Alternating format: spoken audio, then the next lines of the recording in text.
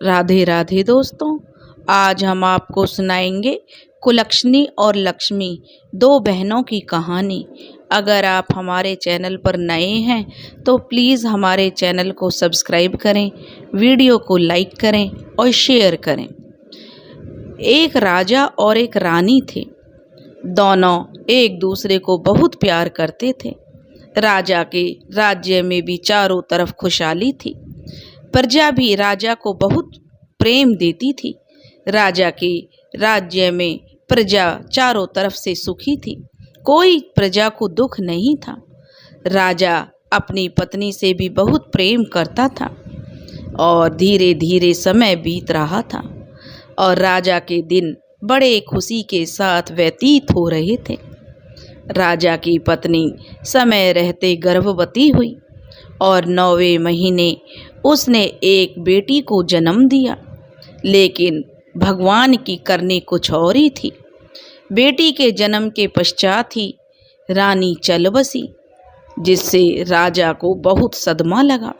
राजा के मन में बैठ गया कि जो यह बेटी हुई है, इसी के कारण रानी की मृत्यु हुई है, क्योंकि राजा रानी को बहुत प्रेम करता था और राजा की हालत बिल्कुल पागलों जैसी हो गई थी।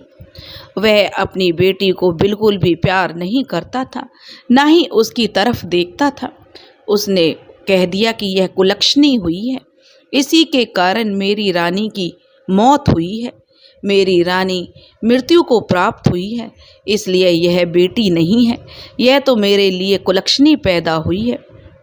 राजा को सबने समझाया कि देखो, जो होनी थी वो हो गई, क्योंकि रानी जो थी वह बड़ी धार्मिक प्रवृत्ति की महिला थी, भगवान शिव की बहुत पूजा करती थी। लेकिन राजा ने अपनी बेटी को ही रानी की मौत का जिम्मेदार मान लिया और वह अपनी बेटी से बहुत नफरत करने लगा और धीरे धीरे राजा सदमे में पहुंच गया। ना तो अब उसका राजकाज में काम में जो मन लगता था और ना ही राजा किसी भी विषय में कोई अपनी राय देता था। यह देखकर मंत्री, घर, रिश्तेदार सबको चिंता होने लगी। अगर राजा इस तरीके से रहेगा तो राज्य का क्या होगा? पड़ोसी राज्य के जो राजा वो आक्रमण कर देंगे। इस तरह तो हमारा राज्य, जो खुशहाल राज्य है, बिल्कुल मटिया मैट हो जाएगा, इसकी तरक्की रुक जाएगी। सबने राजा को खूब समझाया, लेकिन राजा के मन से रानी की जो यादें थी वो निकल नहीं रही थी।